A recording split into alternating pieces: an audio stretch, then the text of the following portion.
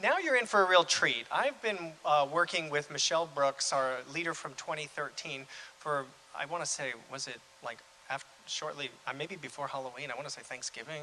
I mean, we've been working on this for a while, saying how can we meet up and bring together the people that have been recognized for their great work in leadership on parent and family engagement.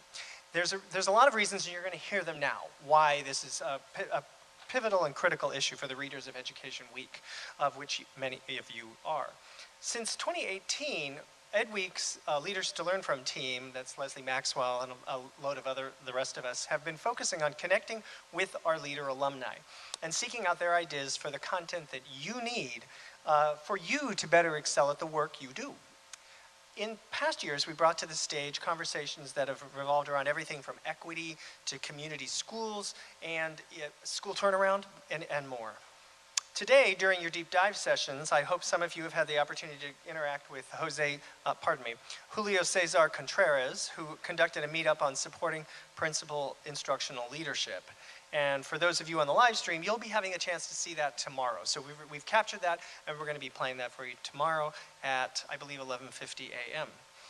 Now we're on to we're excited to highlight and reintroduce you to a dynamic collective of thinkers and practitioners from a world of parent and family engagement.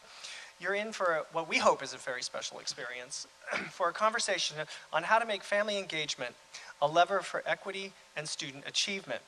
In today's closing keynote, it's my privilege, and I thank you ladies all, for having the opportunity to bring together, welcoming back to the Leaders to Learn From stage, Michelle Brooks, Tracy Hill, Patricia Spradley, Delisa Crane, and Therese Moore. First today, Michelle Brooks will kick us off with a short introduction to this important work.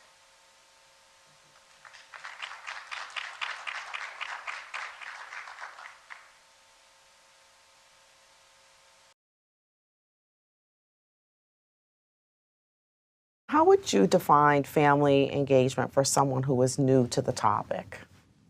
I would define it as all of the things that families do to support their children's success, both in relation to school and in relation to society. I think of family engagement as a public good.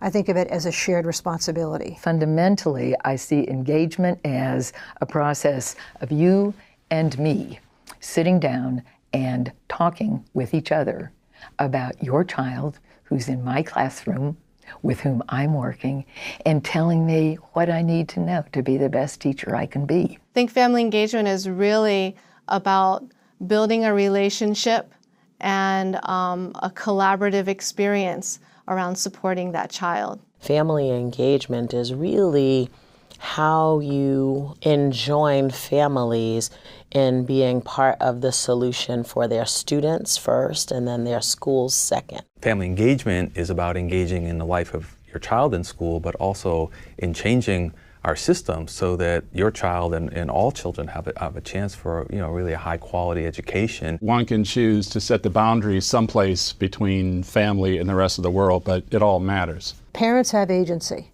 It's not we're doing to, it's we're doing with. Engagement is a two-way street. It means letting families know not only about what's happening, but what some of the challenges are, and relying on them for real solutions. It's work where parents, caregivers, and teachers see themselves in many ways as equals. 13 cohorts. I define family engagement as a powerful catalyst for transforming school culture, student achievement, and school improvement. I stand before you today as a result of a transformational moment.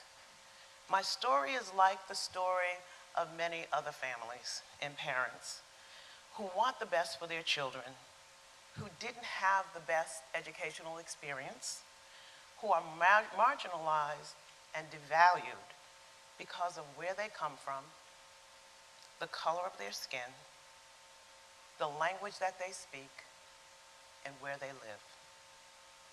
My relationship with school had been an adversarial one, to say the least, both as a student and as a parent.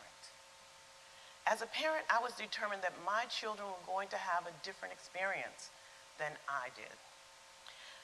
And so I became a fierce warrior for my children, sometimes in inappropriate ways, but I stand before you transformed. It was an encounter with my daughter's high school principal that facilitated that transformational moment for me. I had felt very disrespected while I was in the school, and I had begun to act inappropriately. And instead of asking me to leave, he brought me into his office and he said to me, "I work for you, so tell me how I can make this right." That was my transformational moment. We talked about my expectations for my child and for the teachers who taught her. He shared his challenges and encouraged me to become engaged and to become a partner with the school and to hold him and the staff accountable for those things that I wanted for my children. That was the beginning of my journey that has led me to this podium where I stand today. I share this story to demonstrate the power that lies in a power of transformation that lies in every encounter that we have as educators, with families, with students, and with each other. Our work is truly relational. My role today is to provide some context for the discussion that will follow with my esteemed colleagues. In my travels across the country, working with districts, I have encountered,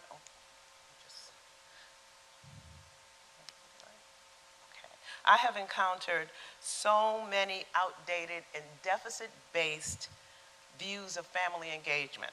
So I wanted to begin this talk by really talking about how the work has evolved and what family engagement is and what it isn't. Too often, educators and leaders, even those who claim to have deep-seated beliefs in the value of families, view families through a deficit lens. They see families as needing to be fixed. You know, if only we could get better parents, we'd have better engagement. Or they see them as resources for fundraising and volunteering, which is somewhat more productive, but they often don't see families as valuable assets in the educational process. They miss an opportunity to connect with families in ways that build relationships of trust, that dispel bias, that bridge cultural differences, and unlock the engagement of families as a key component for student learning and well-being. And I'm also going to add in-school improvement. Family engagement is not a program. It is not a program. It is a practice. It is what we do. It should be embedded in our work. And it is a practice that transforms. And it transforms individuals. It transforms the educators who really who effectively engage families. It transforms their practice on how they look at instruction and how they embed instruction engagement strategies into their instructional practice. And educators who engage families view their families as assets.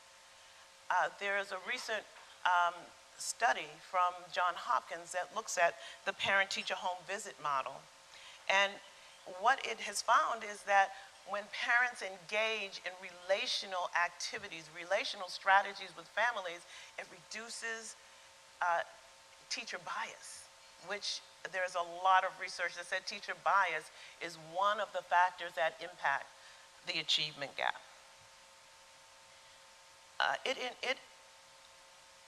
Family engagement is a practice that builds a sense of self-efficacy in parents, building their capacity and their confidence to support their children and their children's learning at home as well as in school. And leaders who embrace and establish environments that value and respect and engage families and students and teachers that transforms the culture of schools. Family engagement is a practice that transforms student achievement and school improvement.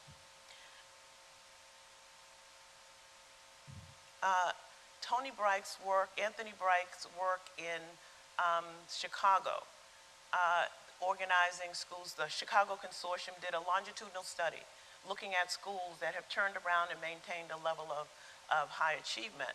And it's all chronicled in the book, Organizing Schools for Improvement. And what they said was there were 5 elements for turning around and improving schools. And the first, of course, was leadership. Not just any kind of leadership, but leadership that is collaborative and distributive, and that creates an environment for everyone to grow and learn. Another is strong parent and community ties. And that's defined by teacher outreach to parents, and teachers' ability to bring the classroom, the communities that the students come from, into the classroom to make things relevant.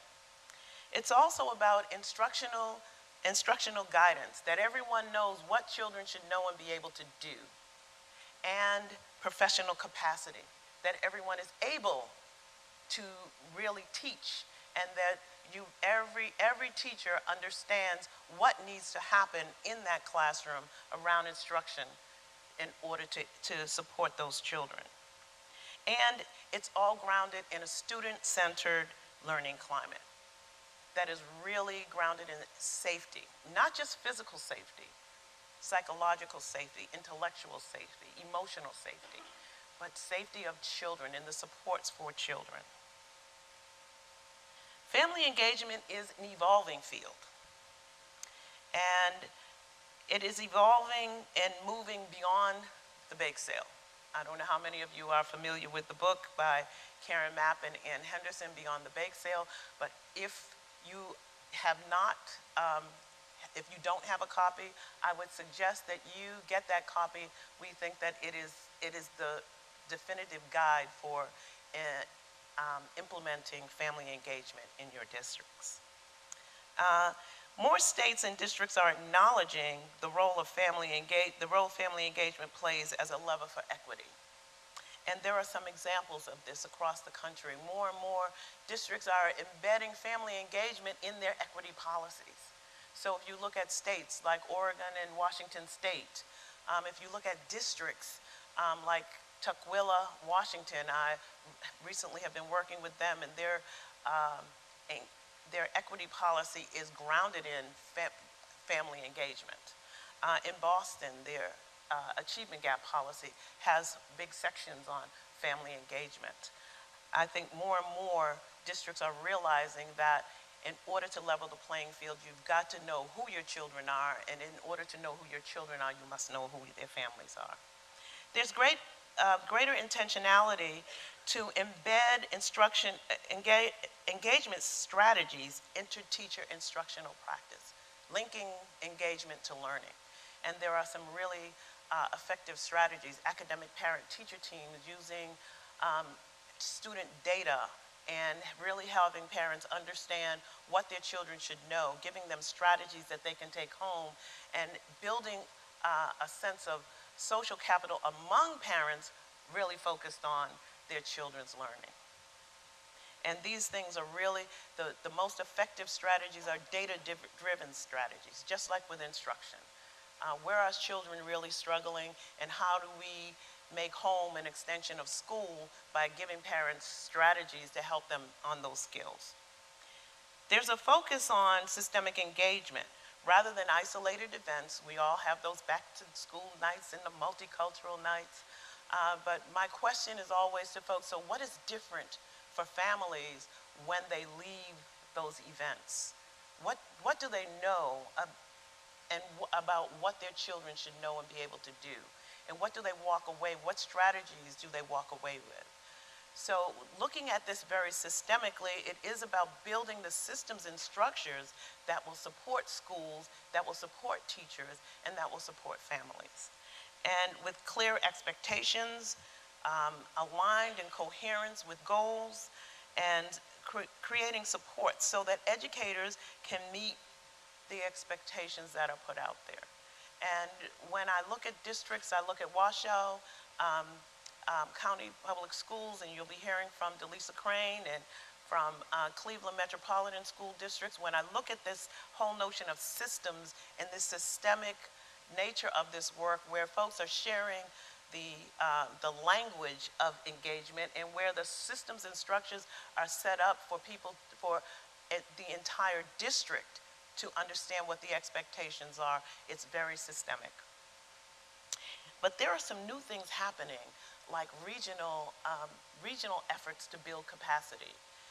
In Hartford, Connecticut, in the Seattle, Washington area, there are groups of districts that come together and have professional learning communities around family engagement, which build regional capacity and create opportunities to share.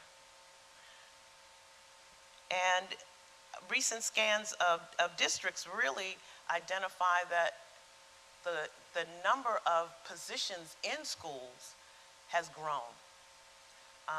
In 2009, a group of 6 district leaders came together and really pulled together and said, this is a new kind of a position, and we need to make sure that we are attending to our own professional development and that we have opportunities to share, and that gave birth to the District Leaders Network for Family and Community Engagement, which went from 6 members in 2009 to about 200 in 2017. And it is sponsored by the Institute for Educational Leadership, and it is run by and for district leaders in this field. There has been,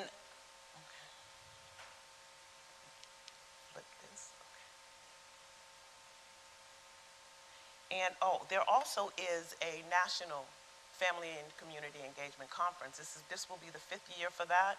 And 5 years ago, there were 500 people that attended the national conference. Last year,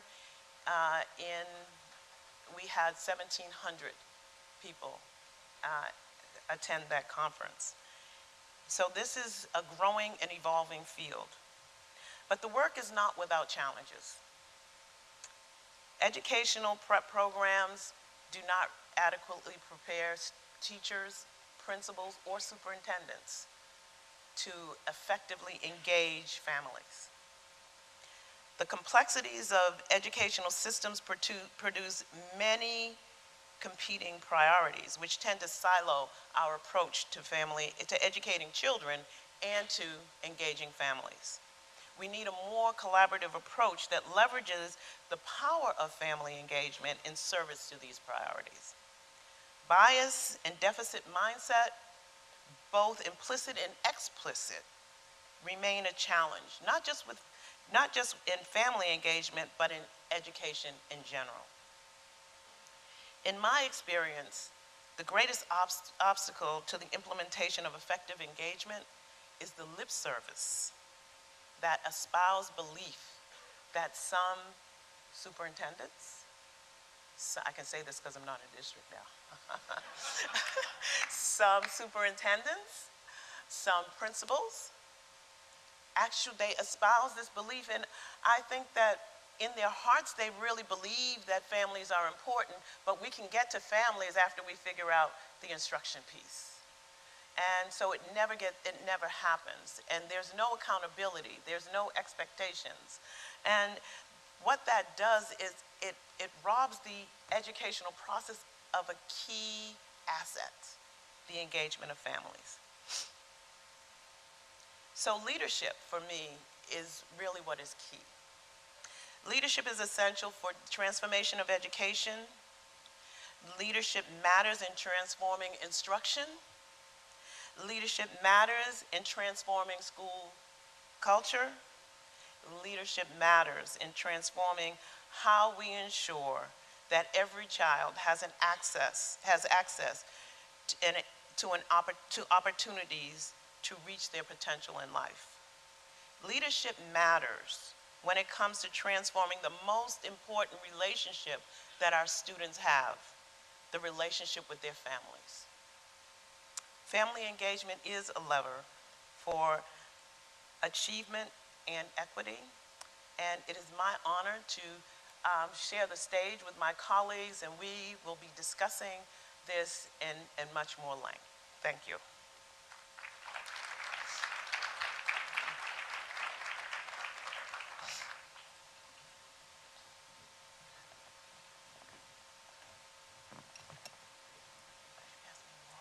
Good afternoon, everyone. Thank you for joining us for this keynote discussion.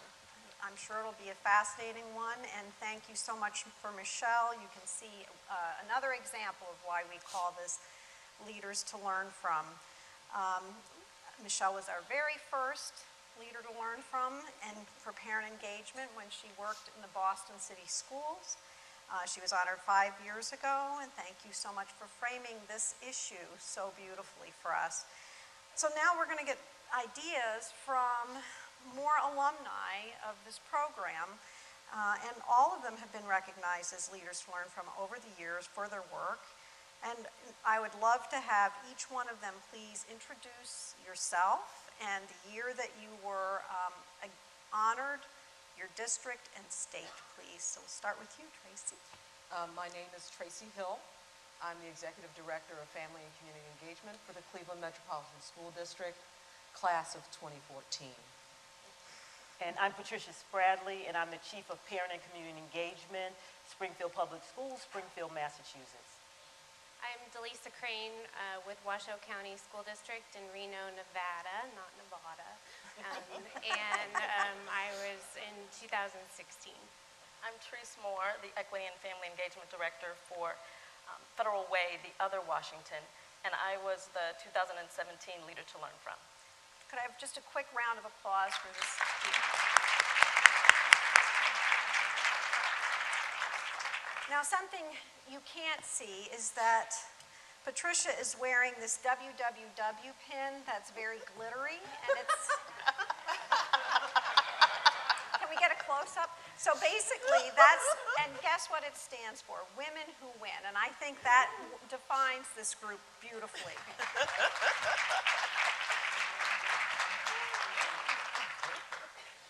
My first question this afternoon is, what does it look like when you honor and value the engagement of families?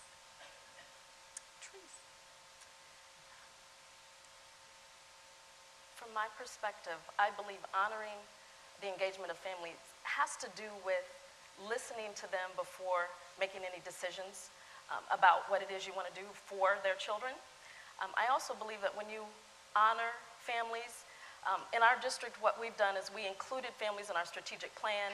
We've aligned our pillars and our goals with family and community engagement with the phrase, you can't do it alone. And so when you honor family voice and when you honor families as partners as opposed to people that you just want to get input from, you create platforms where they can help make decisions. You create opportunities where they're at the table before you're in the mid-range area of what it is you want to do for children and with children.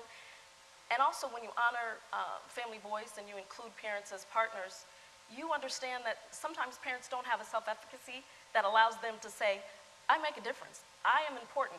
Principals and teachers that are able to convince parents that their voice matters, no matter what color they are or what their income level is, principals and teachers that are able to do that, they come up with their own strategies that cause parents to say, you know, I think I do matter. I can tell because this principal or this teacher makes me feel like I know my child in a way that is important for them. Very, very good. Interesting. And so, tell me, I'm going to ask each of you to talk a little bit about the work that makes you the most proud in your roles. And Tracy, if you would start, that would be great. Well, I think the work that makes me most proud is that there's been a shift in Cleveland in terms of how our parents are perceived. As you all probably know, Cleveland is one of the poorest cities in our nation. And because of that, there was a perception that our parents don't care. If you're poor and black or Latino or brown or even white and you live in Cleveland, and your kids go to our schools, the past perception was that they don't care about education. And I've been in the district for 8 years and met thousands of parents and know that each one of those parents cares. They might express it in different ways. What we've been able to think that I'm most proud of is that there's been a shift. When I first came into the district, parent engagement was that thing that happened, was a program, an event. Now it's really a clear strategy where we are working to build the capacity of our schools to engage with our parents as partners, and also working with our parents to have a voice, to realize that they have the power to help reform our district and institute the changes that are necessary. So building that capacity on the parent side, our family side, and also on the school side, and proudly changing the culture. So our parents, when they walk into the buildings, they feel welcomed. They feel like they are part of the reform efforts. We've really had a laser-like focus on parent and teacher engagement. And last year in our district, one of the poorest cities in America, 91% of our parents came to schools for conferences or meetings with their teachers. And when I say that, it dispels this, yeah. It dispels that myth that our parents don't care. They care very deeply, and that's one of the things that I'm most proud of, is changing that perception of our parents, of parents who are living in poverty and extreme conditions. Great, thank you. Tricia. I'm going to try to talk fast because I want to get two in. So, one of them that I'm most proud of is the Springfield Parent Academy. For years, I myself, I'm sure along with many others, accused parents of not caring or not coming to support their children or be there. And so when I got rid of that bad judgment on my part, we decided that we needed to create an opportunity for parents to build capacity. And the way in which we did that was by developing the Springfield Parent Academy. And so what we do is we provide courses all over the city, high quality courses, because what I realized was that parents were the only sector that didn't have a formalized way to build capacity. And we made some assumptions, I myself included. And so in Springfield, all of those courses, they're offered all over the city by all sorts of folks, businesses, faith-based organizations, community-based organizations, all for free. No one gets paid for delivering the courses. And we created a venue and a process to make sure that those courses are vetted in the same way that teachers get theirs vetted, the courses, because it was important to have high quality. Because remember, we're sending those kids home after we do what we do as educators, and so how can they best support them? By knowing what it is that we're doing so that they can support them. But I just want to quickly talk to, we went through several iterations before we got it right. We now do courses in two different ways, but the one I want to talk about very briefly is called Courses on Wheels. We go to apartment complexes. We go down in the community room. We partner with early childhood education so that they come in and they're working with the children, teaching them while we're teaching the parents. We feed them. There's no transportation issues. They come down in their pajamas and rollers in their hair sometimes. I don't really care. What I'm able to do is remove every barrier, because at the end of the day, what did it matter? It matters that I have them in front of me so that we can actually deliver and build capacity within those families so that they can truly support their kids. So we do that all over the city. Sometimes we do it at schools. Sometimes we do it at churches. But we go to them. We made the really bad mistake of saying they needed to come to us. We spent thousands of dollars having them on beautiful campuses to have very few parents show up.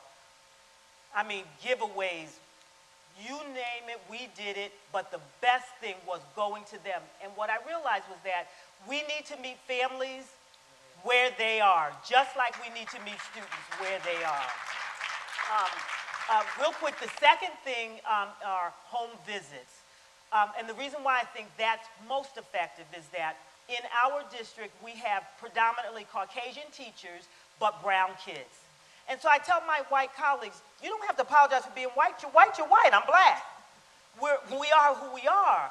But I needed to help them understand and have some strategies and techniques on when they're trying to build and establish relationships with them. And I cannot think of a better way than to bring teachers along to urban environments that they would not have had the opportunity to be in if it were not for home visit. Very quick story.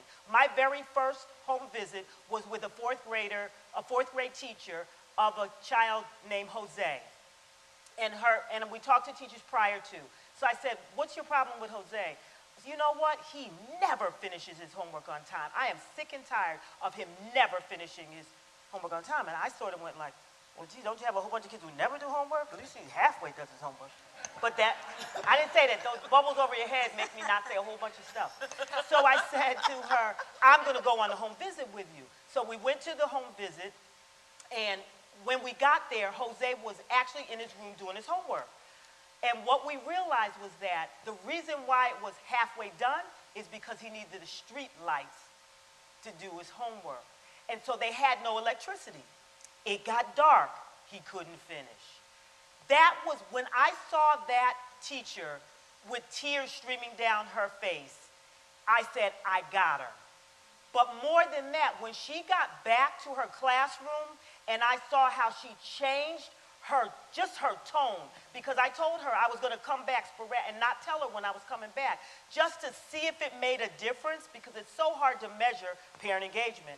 But when I saw how she was tending to kids, when I saw how she was speaking to kids, when I saw how she decided to take 10 of her most challenging students and reach out once a week to call that parent, not because Johnny or Jose was doing bad, but because she was saying things like, you know what, we missed Johnny. What happened to him? Where was he? Not, you know, Johnny's been out for 13 days, when are you gonna get him back? There's a major difference in delivery, but if that teacher had not had the opportunity to go into that home with me, to have an experience that she never would have had because she's white in a suburban area in Wilbraham next to Springfield, she would have never had that experience. I don't hold it against anybody, but I challenge teachers who may have some fear. We provide training.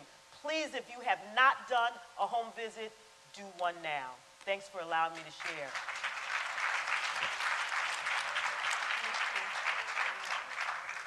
Why do I have to follow Pat is my first question.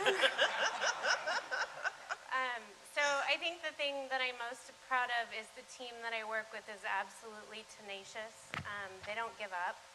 So the first year, 7 years ago, we rolled out a parent university, and we would have many nights where we would show up and nobody would be there.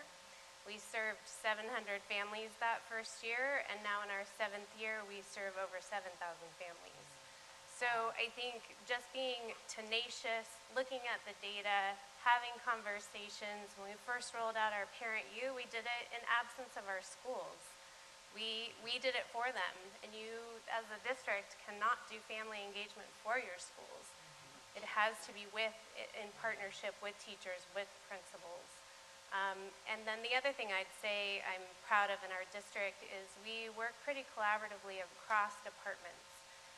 So whether it's our EL department, whether it's our social and emotional learning department, our professional learning department, our equity and diversity, if we're on our university campus on a Saturday with families, they come and facilitate conversations with our families. And that's an important nuance, because a lot of times people want to come and just dump information on families.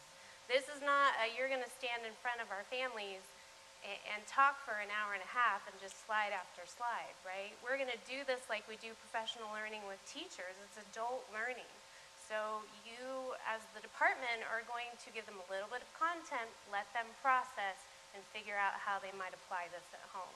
So we do side-by-side learning with our SEL department, with families and teachers. That's been super powerful when a teacher can sit next to a parent and say, this is how I do it in my classroom, and the parent can say, well, this is what might work for me at home.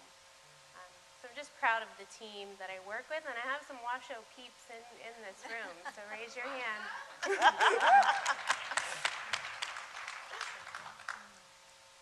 I would say I get to listen to my colleagues and and piggyback off of what they've already done. So I can share that similar to each of them, I'm also proud of the teamwork of the leaders and the people in our district that actually make sure that family engagement is embedded not through PTA, not through a teacher who chooses to, not through a principal that says that's my thing, but actually I'm proud of being in a district where it's strategically aligned, coordinated, and implemented with a system perspective of, if Treese isn't doing this well, does that mean family engagement doesn't happen?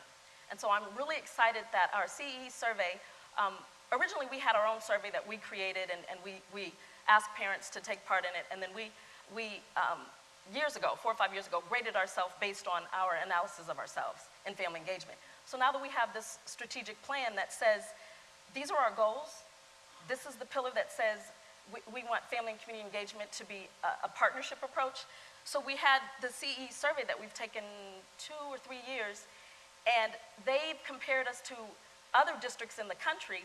And when we look at where we stand, not just with ourselves, for ourselves, not just our schools only or one school to another, but we found that we were high on the charts with our peers throughout the country when it comes to effective family engagement. So we're really proud of that. And that takes more than a family engagement director to happen. It takes a strategic plan that makes sure everybody knows what's important. And so some of the strategies also that I've participated in and been a collaborator on is making sure that we have this family liaison approach with an onboarding system that promotes fidelity. So I read some research and was honored to be able to study about Dr. Mapp and Michelle's work years ago. And even though this is my 15th year as a family engagement director, I followed a lot of other districts that were doing the work. And so I'm really proud that I've been able to, as a leader, learn from parents and from other people to see that when you have family liaisons and when you say you want a person in a building on the school level that will help families, first of all, you need to make sure that they're not a gatekeeper. Secondly, you need to make sure that they know how to measure the impact of what they're doing. Thirdly, you need to make sure that they understand that they're partnering with your wonderful PTA on the school level, but the parents that they're going to serve may or may not be a part of PTA. So we're really proud of the fact that on a national and a state level, according to an objective survey of feedback, our parents believe that we're doing pretty well in family and community engagement based on questions connected to, do you feel welcome? Do you feel like a partner? Do you feel that you know what you need to know to help your child at home? Do you believe that your child knows what they're supposed to learn? So I'm just excited that we now have a way to measure the impact. I'm excited that we have family liaisons in 23 of our elementary schools who don't only do connections and support for families in poverty, but they actually take a mom who may be single and who may have been stereotyped as a mom who's in poverty who may not know how to help her child. Our family liaisons literally say, yes, we understand that you have some needs that are specific to your socioeconomic level, but we also believe that you can check your child's grade. You can monitor your child's progress. Well, I don't have a computer, the mom says. Well, that's okay. We'll figure out a way to help you get to the library because there are free computers in the library. I don't have a library card. Okay, well, we'll help make sure you have a library card.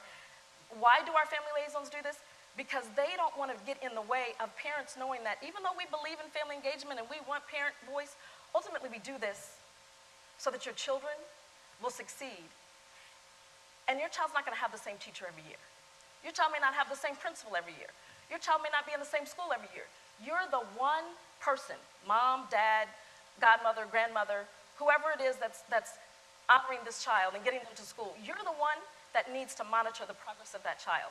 And if you don't have the self-efficacy to know that you need to be monitoring it, we can't blame the teacher or the principal. We ultimately have to make sure that you are asking questions, you know what questions to ask, and you know how to check as the person who loves that child, more typically than the teacher or principal can. Well, I invite all of you to think about the ripple effect of the work that this group of leaders does. Think of the thousands of students who've been affected, and think of the snowball effect, because basically what you're all doing, when you hear that you started with 700 and it went to 7,000, that thousands and thousands of children and families are being affected, and that they're going out, the kids are growing up and going out into this world, and that's a really great thing. so we talked briefly about the notion of how many challenges there are, and we decided that was a 2-hour discussion. So instead of 2 hours, we're going to just go with 1 or 2 very challenges of having a family engagement initiative. And Delisa will start us off on that. Yeah, I'd say the first one is bias. I hear so many disparaging remarks about families. I still hear in a lot of circles deficit language. Michelle touched on this quite a bit. We really need to think about our language when we're talking about our families. Are we talking about our families in a positive way, in an asset-based language? Are we working on connection and empathy? Or do the words that we say about our families, do they really come out as blame? And you can hear this quite a bit, right? So if you listen for it, so it's challenging that and trying to change that conversation in our buildings, I think, and in our district and in our nation. The amount of times I hear homes talked about in a deficit manner, we have to make sure that we truly know people before we're making assumptions about them. And blaming families for what they may or may not know how to do for their kids.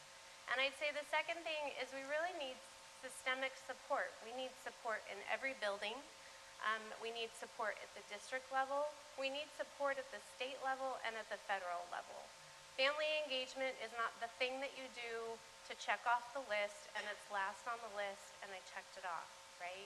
It is an instructional strategy. When done well, when it's linked to learning, when it's connected, when it's collaborative, we need support for that. And that support takes dedicated time, it takes dedicated staff, it takes dedicated people. We don't just get the 5 minutes at the end of the professional learning. We don't get the crumbs on the table from the end of the grant, right? It takes dedication and it takes support. This work does not magically happen. So does one more person would you like to jump in on the challenges? Yeah, I mean, Tracy? I can say that one of the challenges is, when we have a large turnover in our district of principals and administrators. And it's like every year we're starting all over again and trying to build that culture and build that deep understanding of why this work is important. We've come a long way in Cleveland, but we still have a long way to go. And oftentimes there's really, when you're talking about reforming a district and raising achievement, there's just this ultra focus on instructional practice and instructional leadership. And sometimes people don't understand that good schools, instruction counts, but there's these other factors, right? There's this social emotional learning. You can't teach if you can't control your classroom or understand what these children have gone through, have trauma-informed practice and the bias that exists. You will not be able to help these children achieve if you don't have a relationship with them and build that trust, not only with them, but with their families. Because if you have built a relationship with a family, with a parent, and something happens, they have your back if Johnny's not doing something. So really taking the time to build those partnerships. So that's one of the things is that, as Lily said, that we have to really think about meaningful professional development for our instructors, the people who are delivering the instruction, for the leaders of the principals in those buildings, for everyone in the building, because family engagement is not one person's job, it's everybody's job. Thank you. I know you said one more, but just because I have a captive audience. But, because parent engagement is not for the weak and the weary. You don't see it, but we've really got on armor up here. It's because it's really hard work, and that's why probably a lot of people shy away from it. But I am so begging you, do not shy away. Because that lip service thing that Michelle talked about that was up on the screen, it said, I bet you all of you at one point have said, the parents are the children's first educator. They're the first teacher. Well, act like it. How can you not have a conversation with the parents and families about what's best for those kids? So either stop saying that or go have a conversation with the parents and families. Thank you.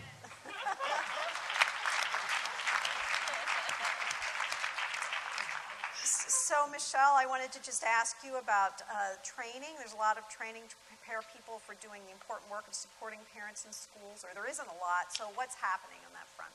So nationally, there has been, I talked a little bit earlier about the District Leaders Network for Family and Community Engagement. And you know, it really came out of this whole notion. They brought us together and said, so what do you need to do your job better? Well, where do we go for professional development?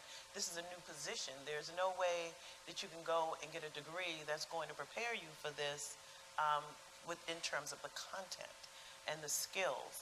And although skills are transferable, what we said was we need a place where we can come, where we can share, where we can come and just share our frustrations, talk about the challenges, problem solve collectively, learn from each other. And so the District Leaders Network was started. And so we bring district leaders from around the country together for two major events, a pre-conference at the national conference where we really talk about the burning issues around family engagement and do some problem solving, and we do the speed dating where districts around the country that are doing really good work, we have a time for everybody to sit and listen to them and go around the room and choose who they want to hear from, so that sharing piece. And the second thing we do is a learning lab. And so every year in the fall we take district leaders to a district to visit one of their colleagues in their district to really learn how that district is doing the work of family engagement. And so those are the two major pieces. And then we have forums and peer-to-peer connections. There's also some other ways that district leaders are really building their capacity. The parent-teacher home visit project, they come and they will do training with staff around these home visits to really make sure they're relational. Those home visits are not going into the home, you know, looking around saying, I'm the teacher, this is my expectations. It is really about going in and asking two questions. What are your hopes and dreams for your child? And what are your expectations of me as your child's teacher? And building that relationship and honoring parents as that first teacher and as that expert on their child.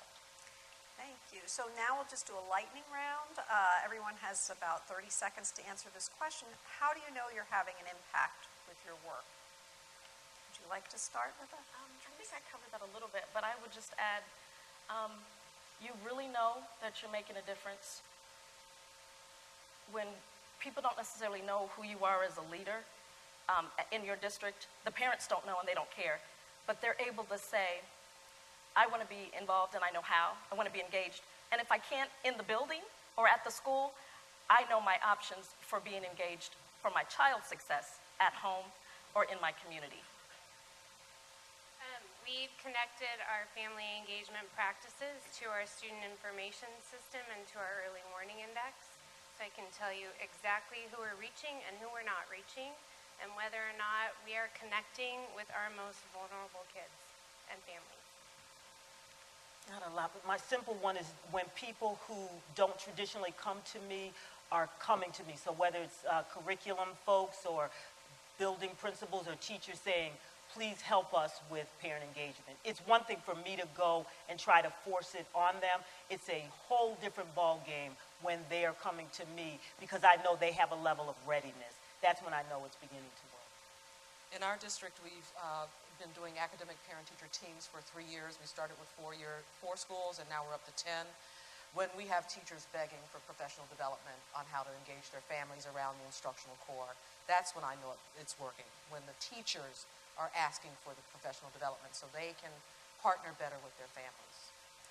Well, I'm sorry, go ahead, Michelle. Oh, and for me, it's when I run into those Michelles of the world, and they share their story with me, and they become parent leaders, and they have become actively involved, that they understand how to partner instead of fight with the school. Great, thank you all so much. Well, I'm turning the program over to Delisa at this point to introduce the next part. So parent voice is a huge part of family engagement. If we're not really listening, we're not working on family engagement. So we have a video of some parent voice, and these aren't unlike families in your own communities. So they're going to tell us what they need.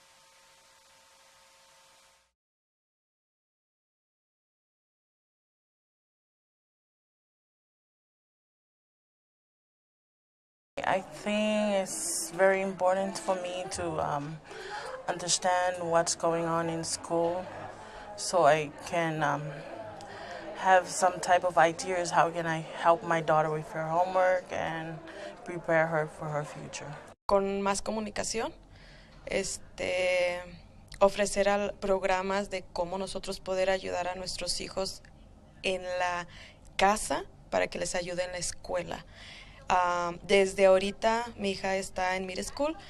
¿Cómo podemos ayudarla a elegir lo que quiere para el futuro? Pues en las reuniones que nos solicitan, pues tener más interpretación directa con el maestro para ver cómo va el mejoramiento de los hijos y el comportamiento. I think they have partnered with me on all these workshops that they have done. I try to go to every workshop that there is with parenting and growth or skills with learning from math to now this social and emotional learning. El idioma, que hay personas que hablan español y me dan la confianza de poder preguntar y me ayudan con la comunicación con los maestros, que a veces ese es el problema. Well, every time I come in, it's like good morning, and everybody says good morning, and I have been a volunteer, so that makes it a lot easier that you get to know faces and they get to know you.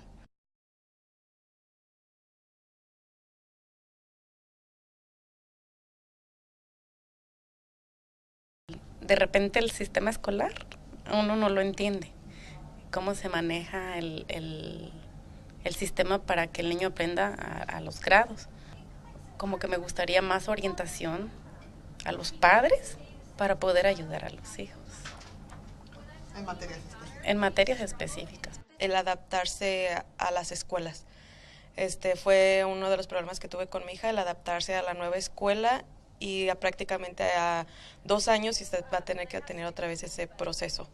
Sobre las ayudas que hay en las escuelas, sobre la ayuda académica también, o sea, cómo pueden avanzar en las clases,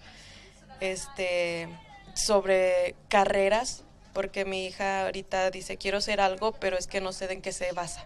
¿Qué es lo que tengo que hacer? Yo quiero robótica, pero no sé qué es lo que tengo que hacer. ¿Dónde está eso? ¿Qué tengo que estudiar? Entonces son cosas que yo no le puedo ayudar. Just to learn how our system on school is right now and how are we doing as a parents too with our kids, and pretty much know how they are doing it on the school, like how the schools are doing to teach my kid, all the classes and everything.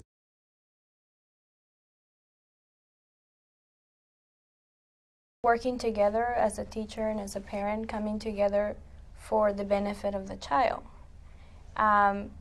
If not having enough time would be the issue, then scheduling maybe a time with them. I know our teachers have made time for us, and it doesn't have to be half an hour. It could be 10 minutes and going over what they're doing in class. And that helps us as parents saying, okay, we're on the right track. We're doing the best that we can together, coming together. So just sending that extra sheet of paper letting me know, oh, he needs his sight words learned, or he needs to practice this, or for example, for us, is rhyming words. I know the teacher is really busy and they do get to see those at school, but we also implement them at home. So I know my kindergarten is getting better, because I know exactly I'm going hand in hand with the teacher. Más bien los padres tenemos que responder a las invitaciones de la escuela, porque sí hay invitaciones y hay muy poca respuesta de los padres, como en esta conferencia que está ahorita. ¿Cuántos padres de familia no somos y cuántos asistimos? Pues yo creo que ya lo está haciendo, que son las asesorías en español, clases en español, pero yo creo que sí hace falta un poquito más de enfoque en qué es lo que están haciendo los papás en casa.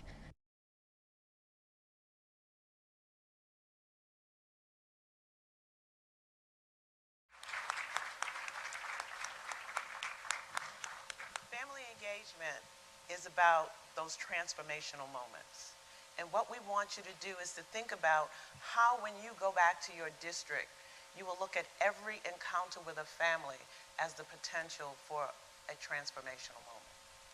We ask you to commit money, time, and resources to developing your teachers so that they can build their capacity to build stronger partnerships with families around the instructional core.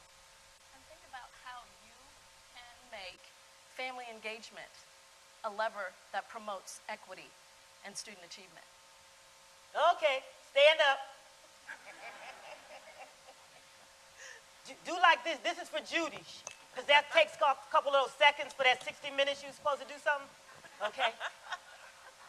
So we want to know, what are you going to do? And not later, but now.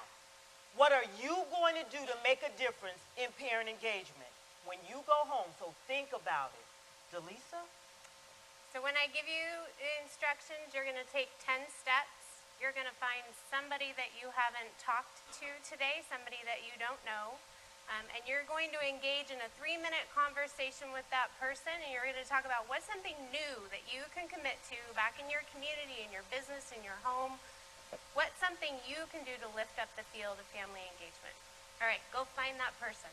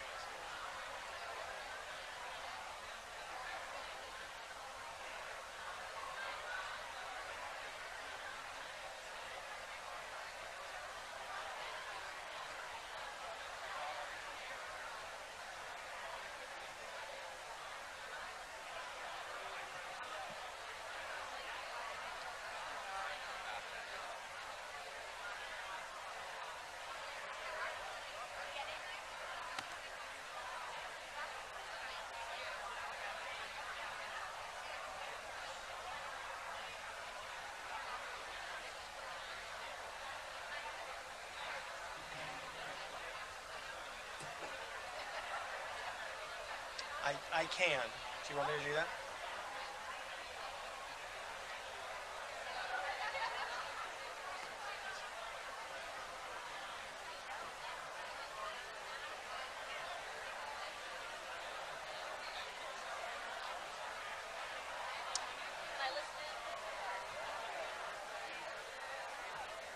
Michelle?